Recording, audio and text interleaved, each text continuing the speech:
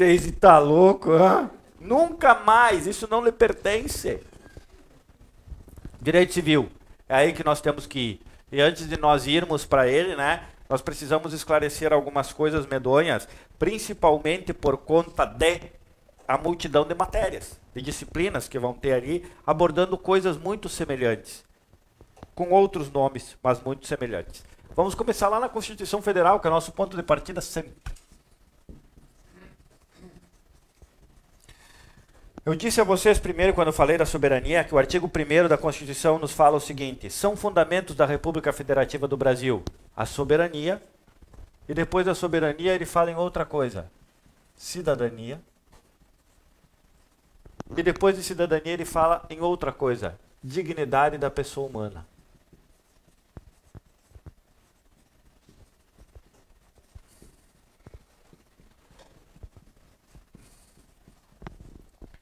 Eu nasci.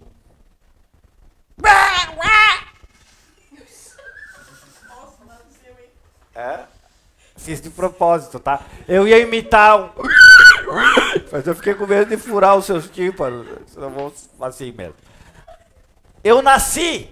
Eu sou o quê? Um cidadão? Não.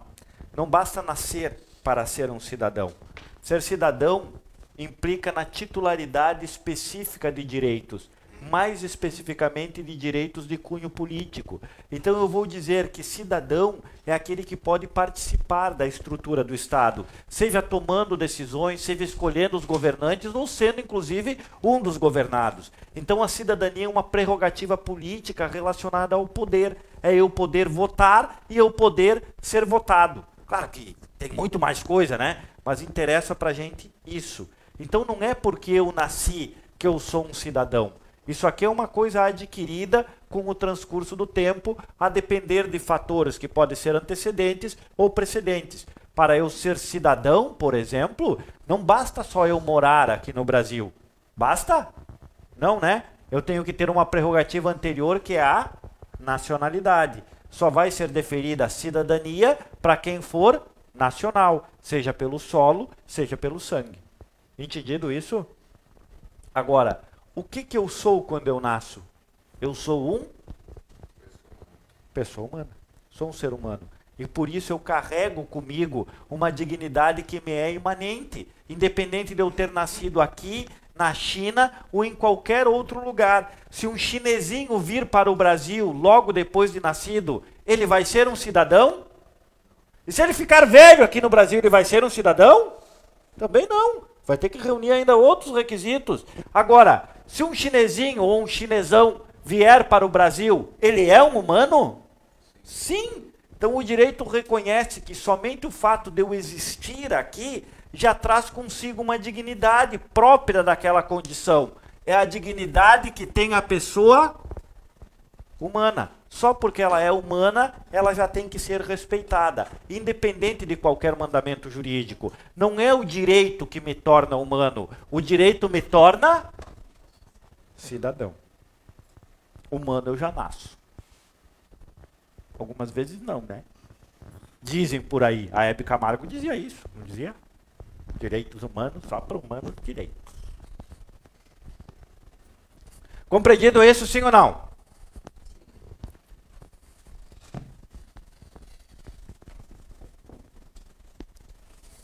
Bem, agora, eu posso ser humano e não ser cidadão, verdade? Sim ou não? Sim, isso pode acontecer. Agora, mesmo que eu não seja cidadão, eu posso suportar consequências jurídicas? Eu, por exemplo, sou um paraguaio.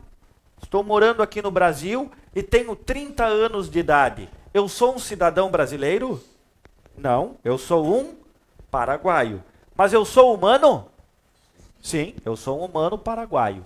E eu aqui no Brasil pratico uma conduta descrita no artigo 213 do Código Penal. Constranger alguém mediante violência ou grave ameaça à conjunção carnal ou ato diverso da conjunção carnal. O estupro. Nessa situação específica, eu posso ficar sujeito a uma pena que varia de 6 a 10 anos de cadeia.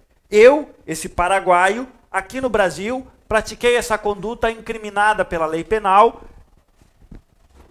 que tem combinado uma pena assim. Posso responder por essa infração penal, mesmo não sendo cidadão? Sim. Qual é a característica que torna alguém responsável perante o direito penal? Alguém sabe o nome disso?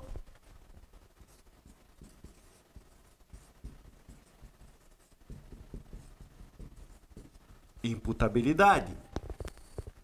Vai cair direito penal para vocês, estão sabendo, né? Crime, de acordo com a teoria tripartite do delito, é um fato típico, antijurídico e culpável. Nessa parte da culpabilidade eu tenho 3 elementos: potencial consciência da licitude, exigibilidade da conduta diversa e a imputabilidade.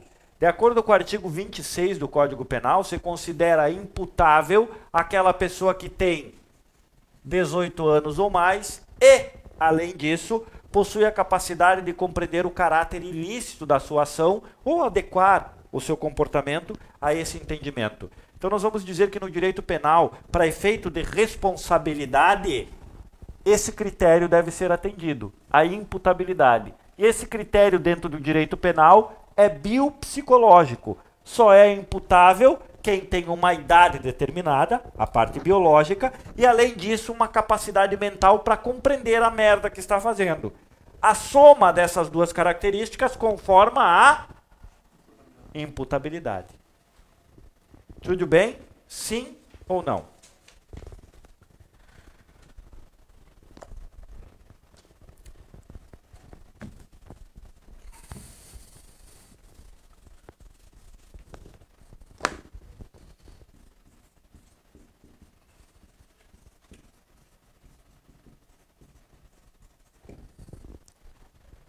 Outra coisa é a personalidade. A palavra personalidade vem de uma alusão ao teatro grego.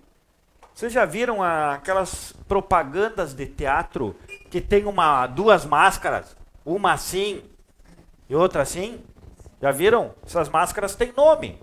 Persona é o nome da máscara. Porque os atores no teatro grego, quando queriam mostrar que estavam sorrindo, usavam essa máscara. Se estavam tristes, usavam essa outra. Daí vem o termo personalidade. Personalidade são as características, então, que eu desenvolvo ao longo da vida por conta da pessoa que eu sou.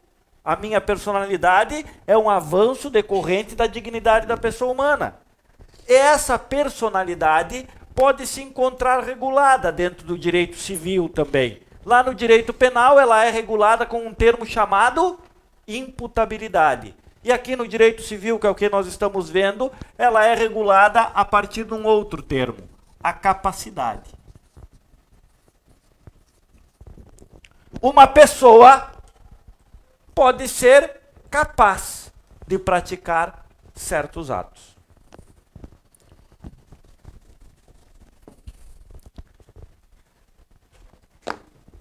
A personalidade, eu ser pessoa e me desenvolver como pessoa, começa com o meu nascimento com vida. No entanto, a lei põe a salvo os direitos do nascituro, que é aquela pessoa que está sendo gerada. Protege, de algumas formas específicas, aquele bagulhinho aqui dentro. Só que aquele bagulhinho aqui dentro não tem isso aqui. A personalidade começa com o nascimento com vida. E termina quando? Com a morte. Então a personalidade é aquilo que vai do nascimento com vida até a morte do indivíduo. Tudo bem até aqui? Sim ou não? No transcurso desse intervalo, nascimento com vida e morte, nós vamos ter uma regulação pelo direito civil, que é a capacidade, que é a minha possibilidade de praticar ou não determinados atos.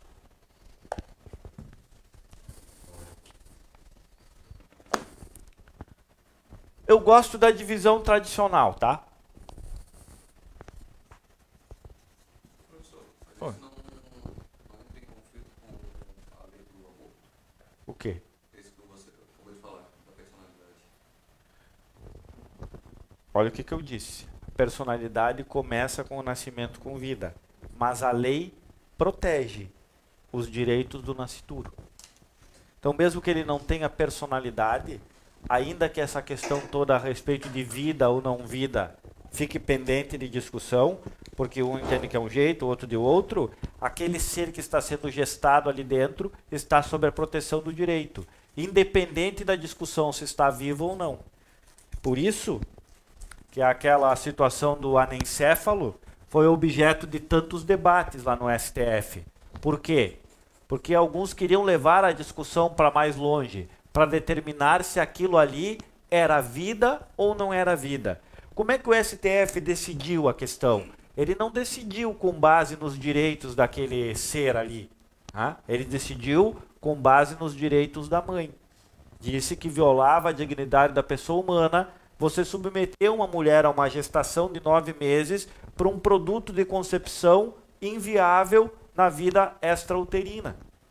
Então não é que não está protegendo, protege, mas em situações específicas em que a lei é omissa, porque a lei que trata do aborto não previu a situação do feto anencefálico. O Código Penal é de 1940, em 1940 não existia qualquer espécie de exame para prever situações como essa. Então, obviamente que ele só autorizava em duas hipóteses, né? O estupro e o risco de vida para a gestante, o aborto humanitário. Mas quando a tecnologia passou a prever situações como essa, aí o direito civil confrontado. Resolve como isso? Resolveram em favor da mãe. Mas isso não quer dizer que a partir desse momento o nascituro, que é o serzinho que está sendo gerado, está fora da proteção do direito. O que ele não tem é personalidade. Porque personalidade é do nascimento com vida até a morte. Durante esse período, esse ser pode desenvolver para o direito algumas capacidades. O primeiro ponto que nós temos que ver a respeito da capacidade é que o indivíduo até os 16 anos de idade é incapaz.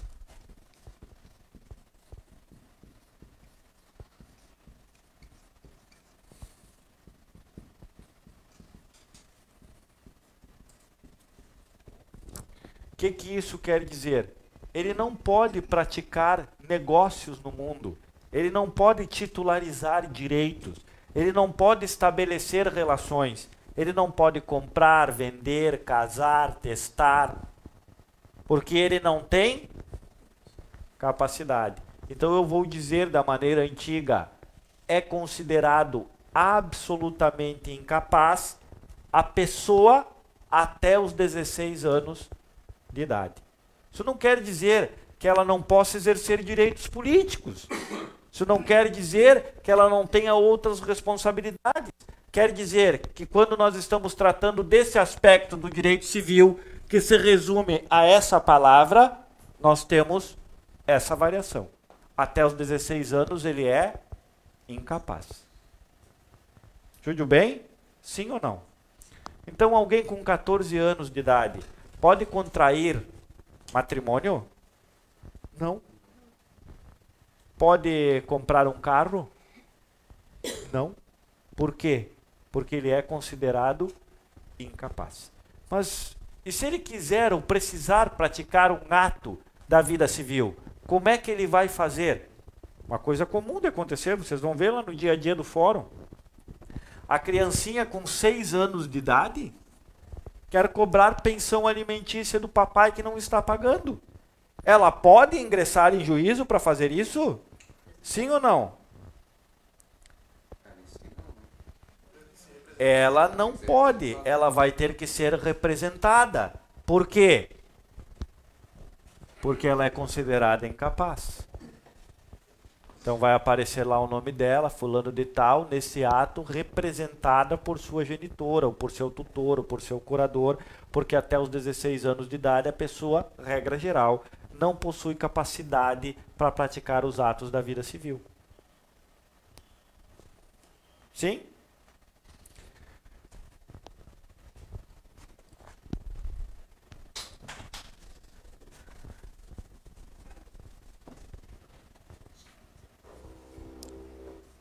dos 16 aos 18, essa pessoa é incapaz.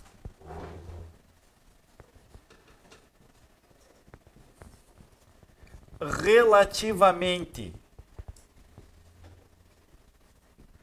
a certos atos ou a forma de praticá-los. Ela já pode praticar os atos, todos eles, pessoalmente, só que ela vai ter que ser acompanhada.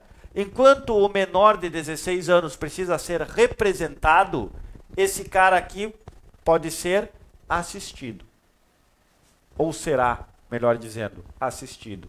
Ele vai praticar diretamente o ato. Ele pode comprar um carro se ele quiser. Ele pode comprar uma casa.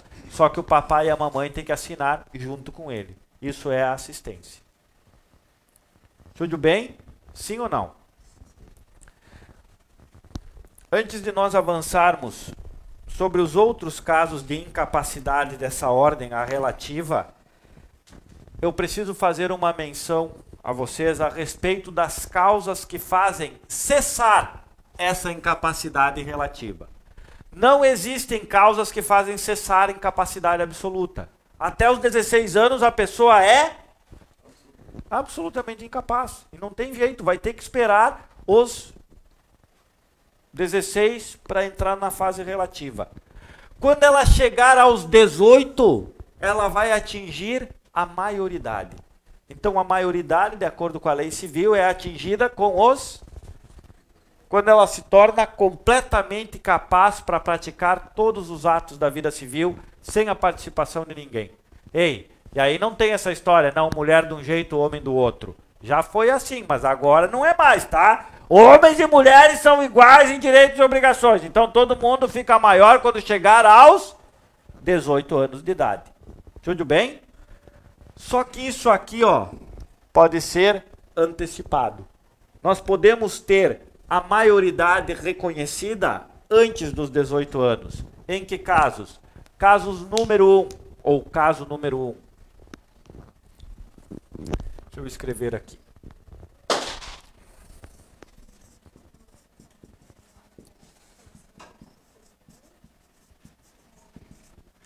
Antecipação da maioridade. Ei, vai aparecer uma questão lá na prova assim, ó. A respeito dos casos em que pode ser antecipada a maioridade, é correto afirmar que o menor de 14 anos pode ser emancipado. Correto isso? Eu não sei o que é emancipação. Precisa nem saber o que é. O que vocês precisam saber sempre, toda a vida, é que só vai ter antecipação a partir dos 16. Antes disso, o cara é absolutamente incapaz. E vai ficar assim, até ele atingir os 16. Momento que ele vai ficar relativamente incapaz. Ou incapaz para praticar certos atos ou quanto à forma de praticá-los, diz o Código Civil. E aí, isso pode ser resolvido por um evento chamado antecipação da maioridade. Forma número 1, emancipação.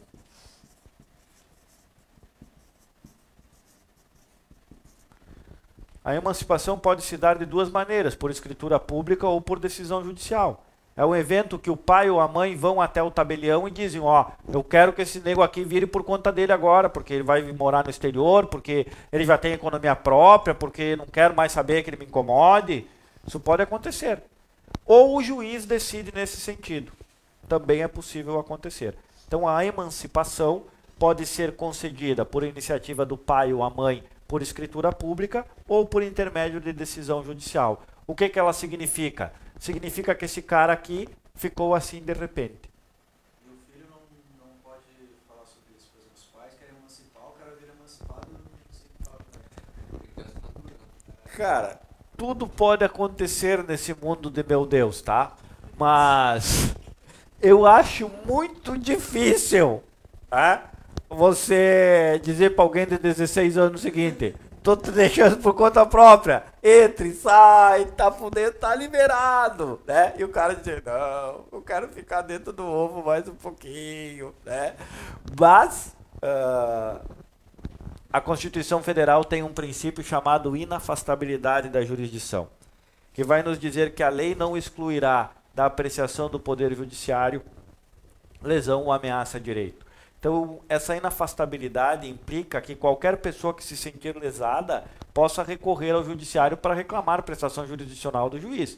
Então, uma situação assim, se o cara não quiser, vai brigar e deixa o juiz decidir. Ser emancipado, a força da lei, vale como se tivesse 18 também? Não, por isso que eu fiz a separação antes aí. Lá no direito penal o negócio chama imputabilidade. Para eu ser considerado imputável, eu tenho que ter 18 anos. O critério é biológico. Aqui o critério é jurídico. Eu continuo com 16 anos, mas agora a minha maioridade foi antecipada para praticar determinados atos. Casar, comprar, vender. Tudo bem? Primeira hipótese, então, de antecipação da maioridade chama emancipação. Hipótese número 2.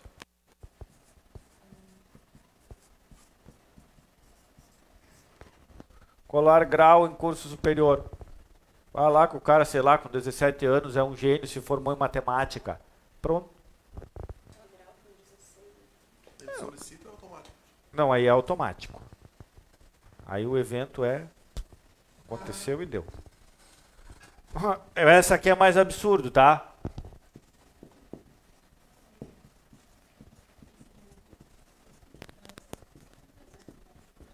Emprego público.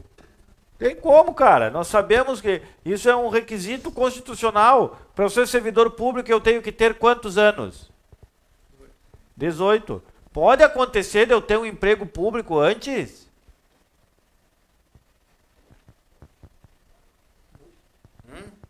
Ei, olhem só. Isso é uma coisa que vocês que vão começar a trabalhar como operadores jurídicos precisam saber. E é aí que muita gente falha dentro do direito. O direito não tem palavras vazias, apesar de ele ser omisso em muita coisa. Se o legislador disse ali que existe a possibilidade de um emprego público, adivinha por que ele disse? Porque existe. E eu vou dar um único exemplo para vocês, para a gente nem se masturbar. Quando um homem completa 18 anos, ele precisa fazer o quê? Se alistar na Marinha, Exército, Aeronáutica, o serviço militar obrigatório, tá? Isso aqui é o padrão, 18 anos, certo? Agora, o indivíduo pode, a partir desse momento, se alistar voluntariamente. E aí ele vai servir quando ele tiver 17. O soldado do Exército é o quê? Um empregado público, um agente público, um servidor público. Pronto, o cara atingiu a maioridade. Então são coisas que podem acontecer.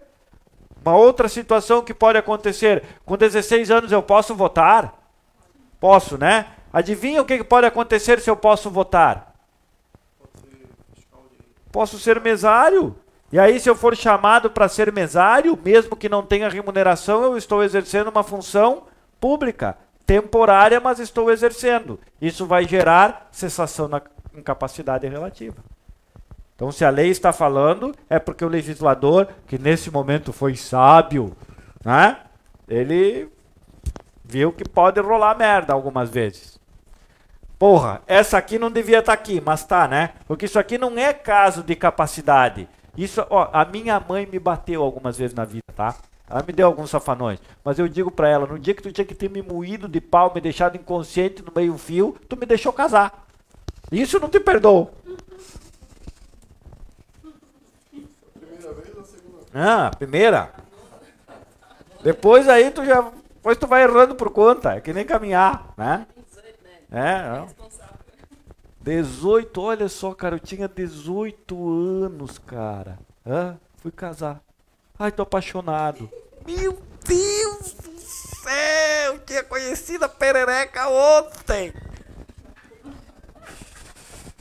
Ai, ai, ai.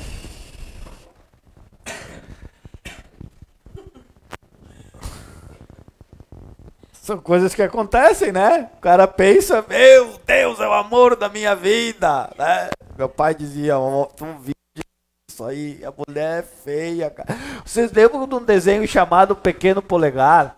Hã? Pequeno Polegar era um desenho que tinha um cachorro que tinha uma casa na cabeça que quando ele tirava a casa o mundo destruía. Hã? Lembram? Não? Lembram? É? Era assim. Sem a casa o tempo inteiro.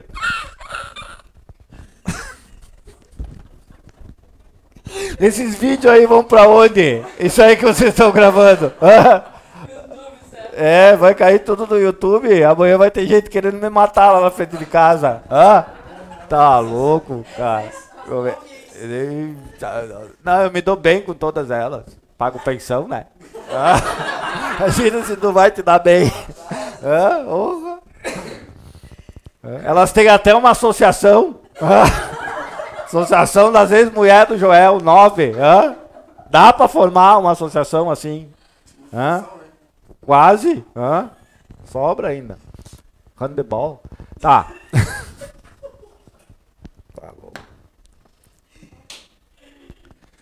Ai, ai, tem que rir da desgraça, viu? Porque se tu fica pensando que é tudo verdade, quando eu saio daqui eu tenho que ir ali no terminal me jogar na ponte.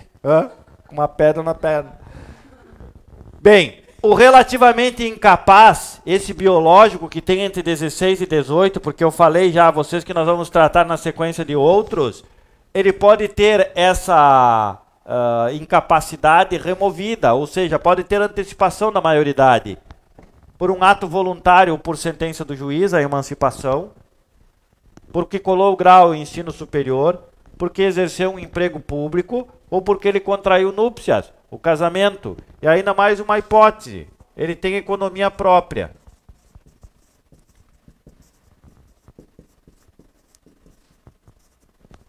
Ou ele tem uma relação empregatícia que permite a ele se manter. Não qualquer emprego, um emprego que dá a ele já a possibilidade de andar com as próprias pernas. Neymarzinho, conhecem? Neymarzinho, quando tinha 16 anos de idade, já tinha mais dinheiro que tudo a soma dos nossos dinheiros da vida inteira vai dar. Porra, pra que o cara então ainda vai ficar sob o cuidado do pai e da mãe? Ele já tinha dinheiro para fazer o que ele quisesse da vida. Então ele já tinha economia própria. Já era considerado plenamente capaz. Tudo bem? Ou alguém ficou com dúvida até aqui a respeito desse angu? São incapazes, absolutamente. Quem? Os menores de 16 anos. Dos 16 aos 18, a pessoa é considerada relativamente incapaz para praticar certos atos ou quanto à forma de praticá-los. Essa incapacidade pode ser removida por 5 eventos. Emancipação, conseguida pelo pai ou pela mãe ou por decisão judicial. Colou o grau em ensino superior. Está exercendo um emprego público. Se casou.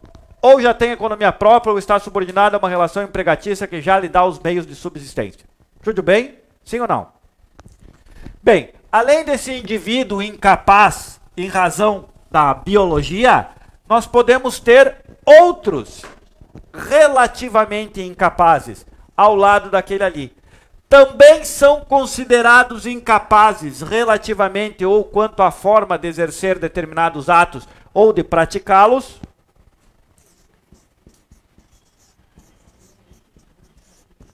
Os ébrios, mas não quaisquer ébrios. Os ébrios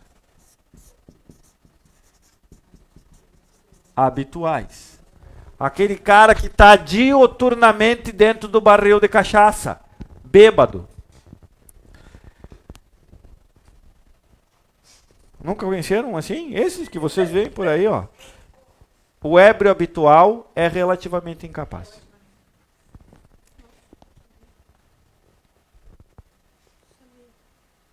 Ei, ponto importante, tá? Para a gente traçar algumas relações. Olhem só.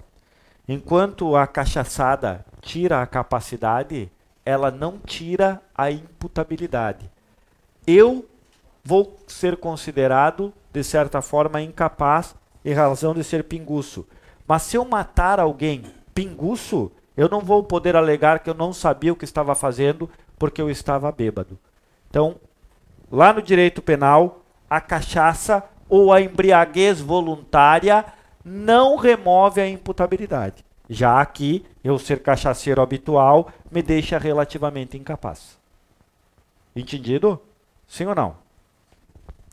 E também o cara que seja viciado em tapa na pantera.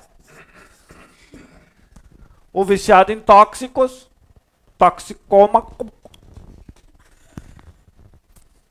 Dizem, né, que tem gente assim. Eu não sei, eu nunca conheci.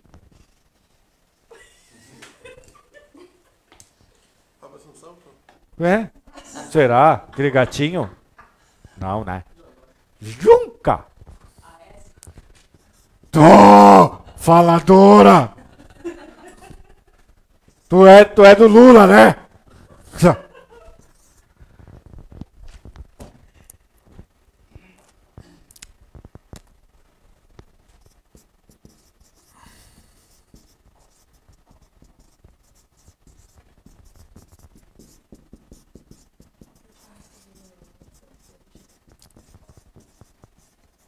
Os incapacitados de exercer a sua vontade temporária ou definitivamente. O indivíduo está em coma. Enquanto ele permanece numa situação como essa, ele é incapaz de manifestar o seu entendimento. Aí, aquele que está incapacitado temporário ou definitivamente para praticar o ato, ele é considerado relativamente incapaz.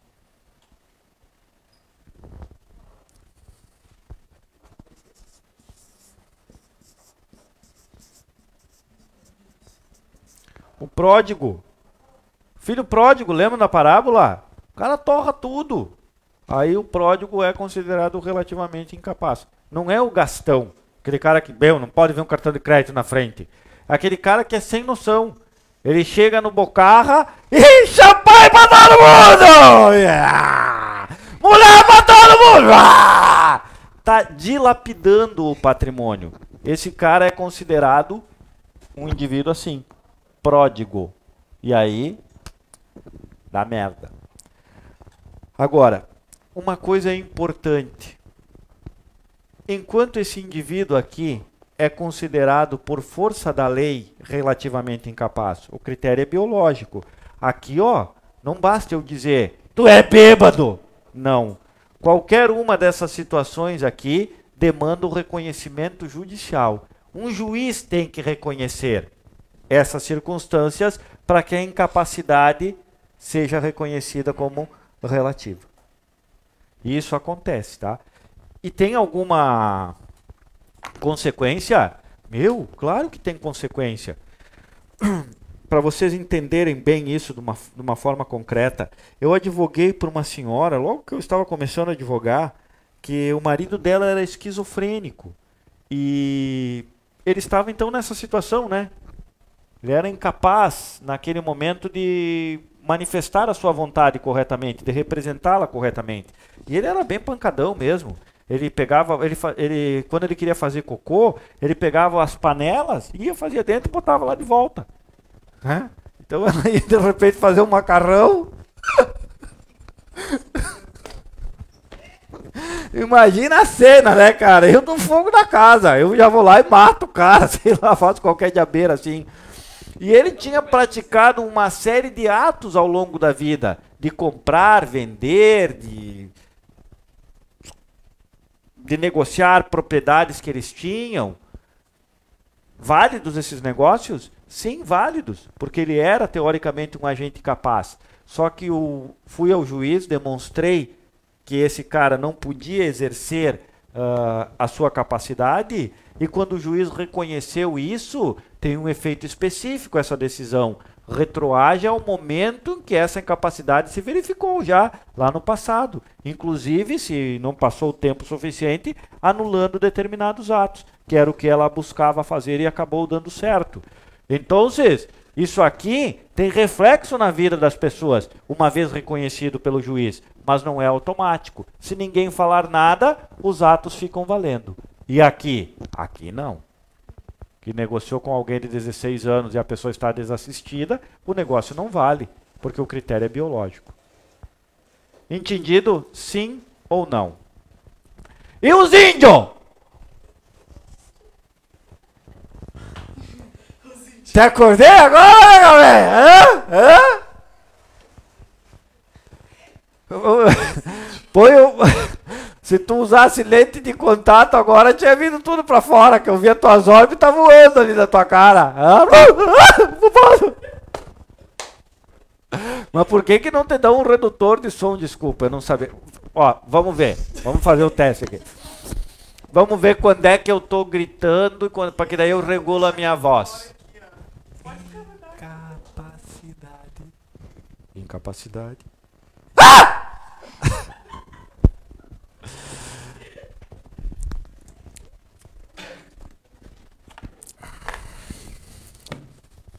E os índios, povo? Índio é capaz ou não é capaz? Hã? Na questão da incapacidade. O senhor falou de casos de reconhecimento que depende do conhecimento judicial e falou ali de uma doença, né? Esquizofrenia. A questão da idade também gera isso, não? Quando atinge uma certa idade? Só se a pessoa estiver reconhecidamente incapacitada para praticar certos atos. Isso é uma coisa comum de acontecer. Só pela idade? Não, só pela idade não dá para dizer que a pessoa é senil, está incapaz. Ajuda, no caso. Depende. Durante a minha vida profissional como advogado, umas 10 vezes eu acho que isso aconteceu, talvez mais. De pessoas me procurarem querendo anular negócios que os pais fizeram. O cara está com 70 anos de idade, 75, e conheceu uma cabrocha. A cabrocha tem quantos? 18? E ele? É como dizia o Vacariano. Cavalo velho gosta de capim novo. E o cara se atracou no capim novo comendo que se lambuzado, saiu pelas orelhas. E fez o quê? Tá aproveitando o mundo com a mulher. Comprou um iate, comprou uma cobertura, gastando dinheiro. E os filhos? Tá gastando a minha herança. E aí querem anular os negócios que o velho fez. Porque eu não entro nesse tipo de jogada. Tem advogado que entra. Mas eu não entro por uma questão simples. Primeiro, não existe herança de pessoa viva, tá? Herança é uma coisa que vai acontecer quando a pessoa que é dona do patrimônio fizer o quê? Morrer. Enquanto ela está viva, é dela. E se é dela e ela tem mais que 18 anos, ela é absolutamente capaz. Faz o que quiser. Mas tá torrando tudo. Tá torrando, dilapidando, dando para os outros ou tá curtindo a vida adoidado? Tá curtindo a vida adoidado. Então deixa o cara ser feliz, cara. Para com isso. Mas a minha herança, vai trabalhar, que vai te fazer bem. Ou vai fazer um concurso pro tribunal se tu não quer trabalhar, porra. Mas não fica incomodando o velho. No caso, ele tá fazendo isso, é casado e tá lapidando... Como é que é? Se ele... Aí nós podemos ter uma situação assim. Se ele é casado e tá dando dinheiro para teúda e manteúda, aí pode dar merda. Ele acordar com uma gravata colombiana. Tá louco? Tá. E os índios? Eu não sei como é que, cara, tem homem que corre o risco de botar guampa na mulher. Eu não sei. Mulher é vingativa. Olha o que a minha fez, me trancou dentro de casa. E se ela tivesse uma ferramenta para me dar um choque elétrico, ela tinha me dado, tá? Aqueles taser que imobilizam.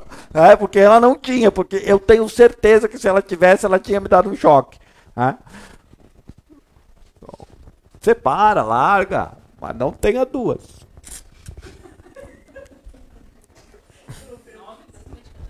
Uma de cada vez, exatamente, né? Tá louco? É que eu... Tá, deu, porque senão eu vou começar agora aqui, já agora, aí eu vou me perder. Ei, e os índios?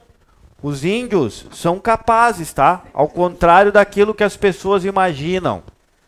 O índio vai ter a sua capacidade regulada por leis específicas. Então, em algumas situações, o indígena não aculturado, ele vai ser considerado absolutamente incapaz.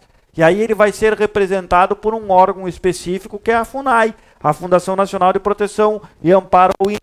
Agora, o índio aculturado, esse que vive, por exemplo, ali no Morro dos Cavalos, ele é considerado plenamente capaz, porque ele está aqui no meio da gente e está tudo sossegado. Tudo bem?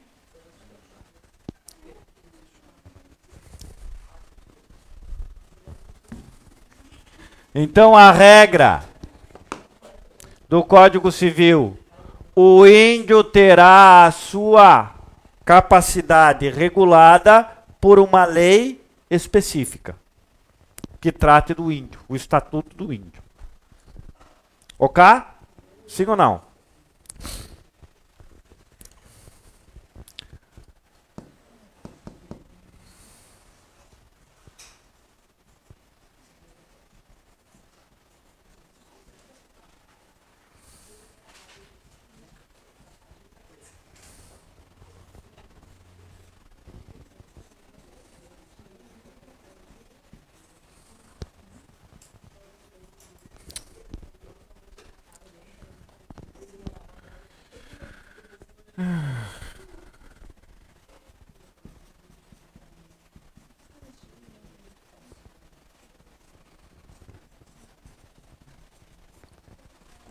Ei, lembram como é que uma lei aparece? Como é que é o esquema todo? Congresso Nacional aprova, presidente sanciona, aí eu vou dizer que a lei passou a existir. Depois ela é publicada e vou dizer que ela é vigente. Em alguns casos ainda eu vou ter um outro patamar ali, que é a eficácia da lei. Agora, com a publicação, se dá conhecimento, teoricamente, para todas as pessoas. E quem é que de nós lê o diário oficial? É a primeira coisa que eu faço de manhã. Eu vou lá, pego o diário oficial para saber o que estão cagando lá em Brasília. Porra nenhuma. A gente não se preocupa e desconhece a maior parte das leis. Só que isso aqui, ó, atrai uma consequência jurídica com relação à legislação, que é o seu conhecimento. A regra. Ninguém se escusa de cumprir a lei alegando que não a conhece. Então, cara, se tu tá aqui e é capaz, se presume que você conhece ou deveria conhecer todo o conteúdo legislado. Certo?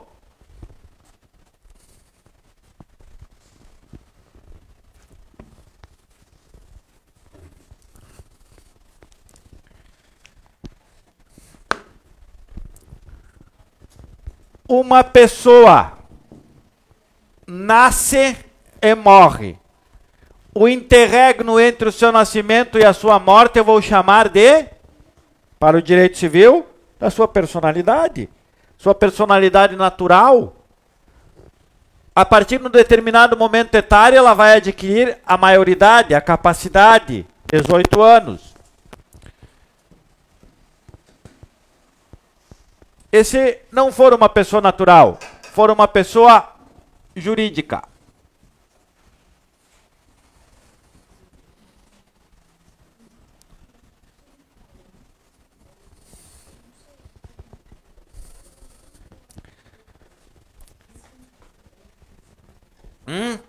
Como é que nasce uma pessoa jurídica? Depende. Pode nascer de diversas formas. Primeiro, as pessoas jurídicas se subdividem em pessoas jurídicas de direito público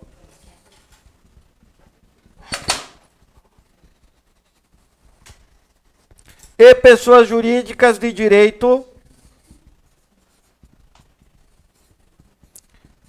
privado. Certo? As pessoas jurídicas de direito público, por sua vez, se subdividem em direito público externo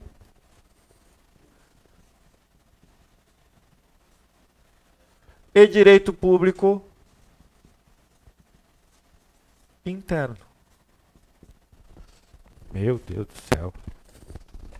Nem eu entendi o que eu escrevi aqui. São pessoas de direito público externo, aquelas que o direito internacional público admite ou outorga essa capacidade.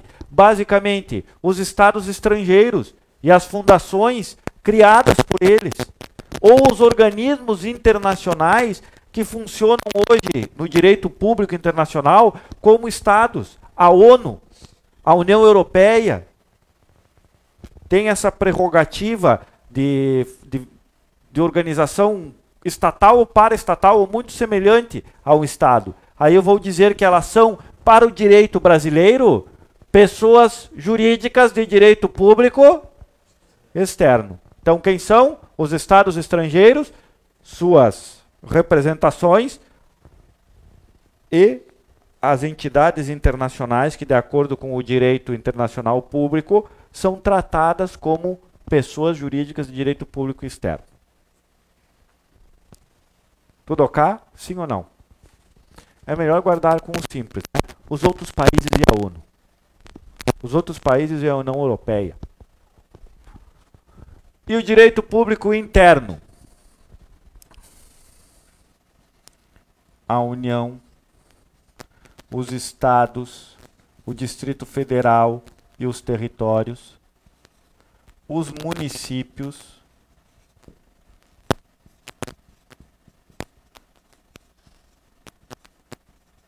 e as autarquias. Todas essas aí são de direito público interno.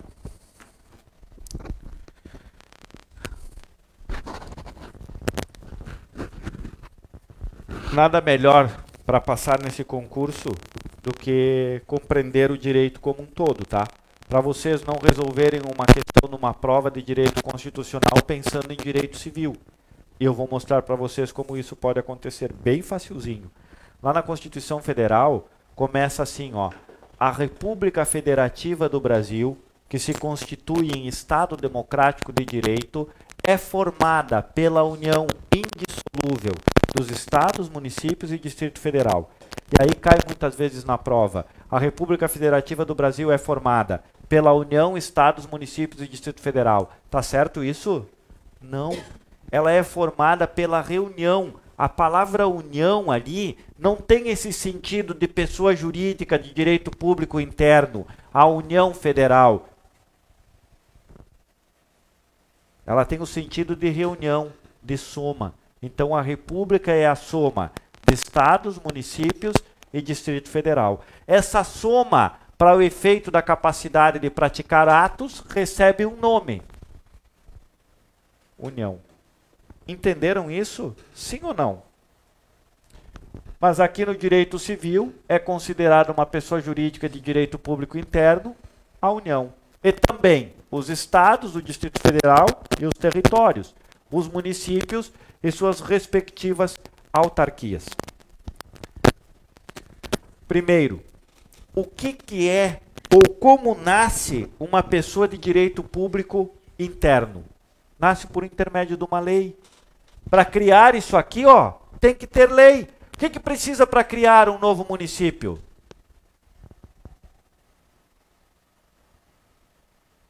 Posso dividir Florianópolis em dois? Ilha e continente? Município da ilha e município do continente. Posso? Claro que eu posso, né? Eu preciso de um plebiscito, consultar as populações envolvidas e depois de uma lei estadual autorizando. Eu sou de uma cidade que aconteceu isso. Que dividiram em dois?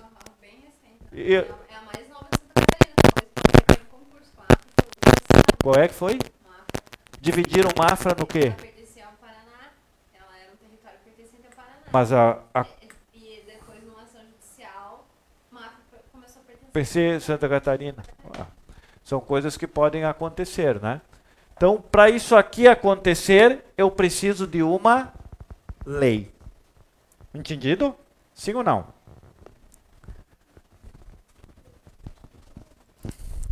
Direito administrativo. Decreto, lei. Tinha isso, né? 267. A administração pública é dividida em administração pública direta e administração pública indireta. Aqui na administração pública direta estão os poderes do Estado: o executivo, o legislativo e o judiciário. E aqui na administração pública indireta estão autarquias, fundações, empresas públicas e sociedades de economia mista. Isso é direito administrativo. Agora, aqui para o direito civil, tudo isso aqui pessoa jurídica de direito público interno e mais isso aqui, as autarquias. O que é uma autarquia? É uma desconcentração disso aqui para aproximar do público. O INSS, por exemplo, é uma autarquia federal e é considerada uma pessoa jurídica de direito público interno, regidas por regras de direito público, portanto, aquelas cogentes que você já sabe. Entendido isso, sim ou não?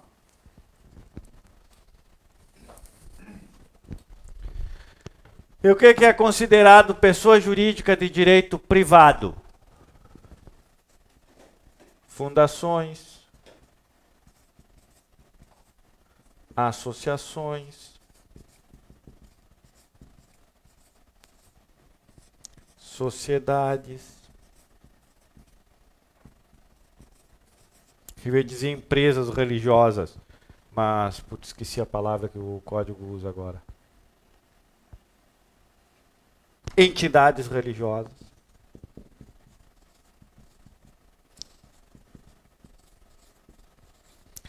Partidos políticos.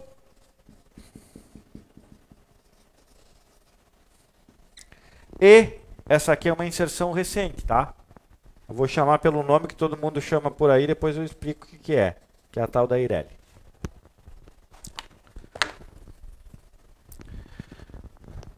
Pessoa jurídica pode ser de direito público e de direito privado. A pessoa jurídica de direito público pode ser de direito público externo e de direito público interno. Se ela for interno, vai ser a União, Estados, Distrito Federal e territórios, municípios e suas autarquias. E se for de direito privado, pode ser fundação, associação, sociedades, entidades religiosas, partidos políticos e a empresa limitada individual.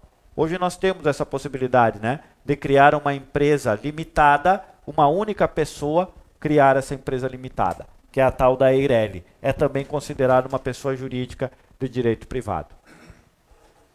Tudo bem? Sim ou não? E aí isso aqui, como é que aparece no mundo? Uma pessoa jurídica de direito privado não é criada pela lei. Ela vai surgir com a inscrição dos seus atos constitutivos no órgão competente, que pode ser a junta comercial, que pode ser a justiça eleitoral, que pode ser até mesmo o cartório, a depender do tipo de pessoa jurídica que nós estivermos tratando. Um partido político vai nascer como? Com a inscrição dos seus atos constitutivos lá no TSE e depois com a averbação desses atos constitutivos lá num cartório específico lá de Brasília. Não pode ser em qualquer lugar. Aí é assim que vai nascer o partido político. Isso aqui vai lá na junta comercial. Isso aqui também vai lá na junta comercial. Entendido? Sim ou não? Então, a regra geral é: uma pessoa jurídica de direito privado nasce com a inscrição dos seus atos constitutivos na repartição competente, que é aquela que a lei diz, ó, você tem que se registrar lá se você quiser nascer. Antes disso, ela não existe. Tudo bem? Sim ou não? Agora, antes de seguirmos, nós temos um pequeno problema aqui, que é o caráter híbrido que a Constituição atribui à fundação. A fundação, dentro do Código Civil, é uma pessoa jurídica de direito privado, mas nem sempre vai ser assim, porque a fundação pode ser autorizada a funcionar pura e simplesmente e ser criada daí na forma prevista pela inscrição dos atos constitutivos, ou ela pode ser instituída por lei. Se a fundação for instituída por lei, ela vai ser automaticamente uma pessoa jurídica de direito público. Entendido? Querem um exemplo? A Universidade Federal de Santa Catarina é uma fundação. E aí, porque ela tem esse caráter de criação de lei, ela está aqui em cima. A Universidade Federal de Santa Catarina é considerada uma pessoa jurídica de direito público interno, porque foi criada por lei, apesar de ser uma fundação. Então tomem cuidado. Se a fundação for autorizada, assim. Se a fundação for criada por lei, assim. Ok? E como é que uma pessoa jurídica de direito privado desaparece? Porque ela é dissolvida. Por uma decisão judicial, pode acontecer, ou porque não tem mais o afecto societário, as pessoas que são sócias ali não se querem mais bem e se divorciam, ou porque ela desaparece, já cumpriu a sua finalidade, some. E daí os seus atos constitutivos são rasgados, destruídos. É feito um novo registro lá dizendo que a pessoa foi extinta. Nasce por ato de vontade, deixa de existir por ato de vontade. Compreendido isso, sim ou não?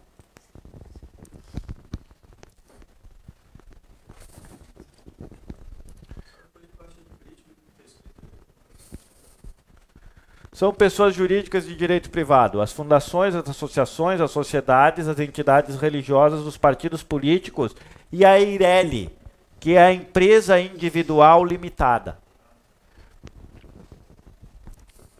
Até um tempinho atrás, uma empresa de responsabilidade limitada, 2 pessoas se tornavam sócias, cada uma delas com 50%.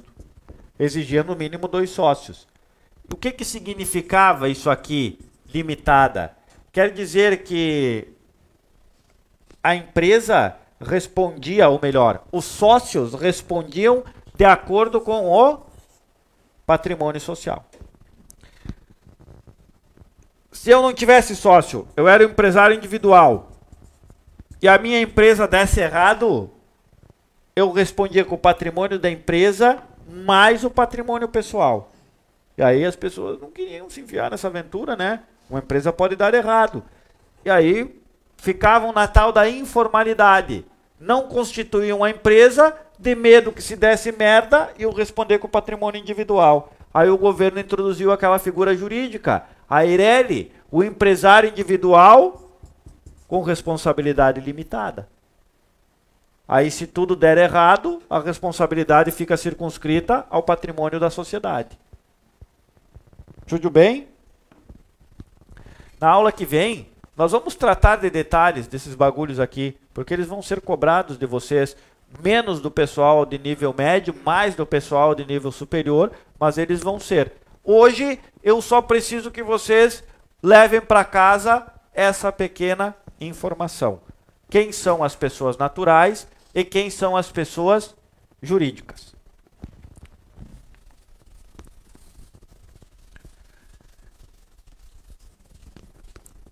Antes de nós terminarmos e para nós não começarmos um assunto 100% novo,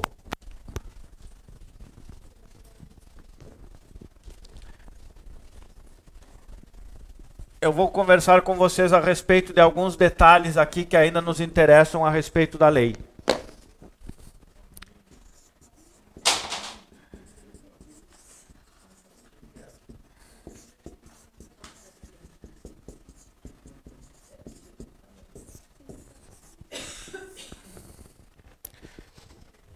A Constituição Federal tem isso, né? A tal da segurança jurídica, como um postulado do artigo 5º. A lei não prejudicará o ato jurídico perfeito, o direito adquirido e a coisa julgada.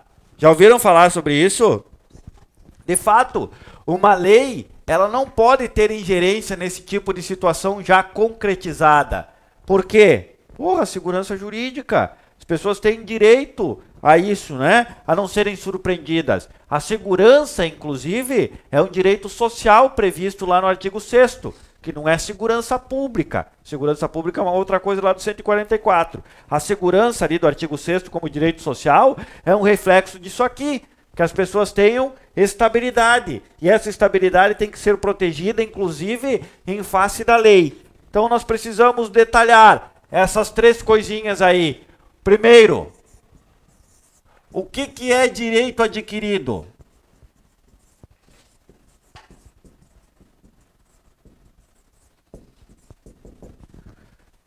Direito adquirido é aquele que já está sob a minha titularidade. já me pertence, é meu, ou está sob a titularidade, ou está sobre a proteção, ou está sobre a tutela, para ser mais específico, de um terceiro por conta de um termo. Vou ser prático. Eu passei num concurso público, em primeiro lugar. Esse concurso tinha 10 vagas sendo oferecidas. Eu sou o primeiro colocado, o concurso foi homologado. Eu tenho um direito. Qual o direito? De ser o primeiro chamado. É um direito que eu adquiri com a minha aprovação nesse concurso. Entendido? Outra coisa. Coisa julgada.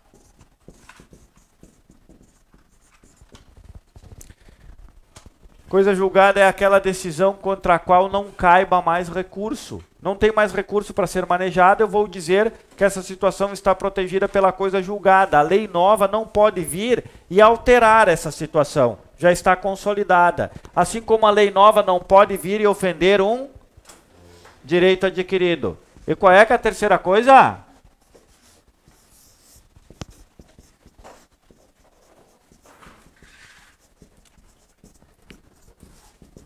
O ato jurídico perfeito. A lei vem e diz o seguinte: a partir de agora, casar só quem tiver 21 anos. Só que eu já estou com 19 e casei quando eu podia me casar, com 18. Essa lei pode atingir o meu casamento? Não, por quê? Porque o ato foi já celebrado atendendo a todos os requisitos expressos pela lei. É um ato jurídico perfeito. Então a lei não pode prejudicar nem direito adquirido, nem coisa julgada, nem ato jurídico perfeito. Entendido isso? Sim? E por hoje é tudo o que temos, né? Eu ia começar a falar com vocês a respeito de personalidade, mas não adianta. Nós vamos só perder tempo aqui, porque o assunto é bastante complexo, precisa de múltipla atenção e não vai ajudar vocês em nada. Ok? Valeu por terem ficado comigo aí até 5 para as 10. Eu, de qualquer maneira, vou permanecer mais alguns minutos aqui, tirando dúvidas individuais de quem as tenha sobre o conteúdo que nós conversamos hoje.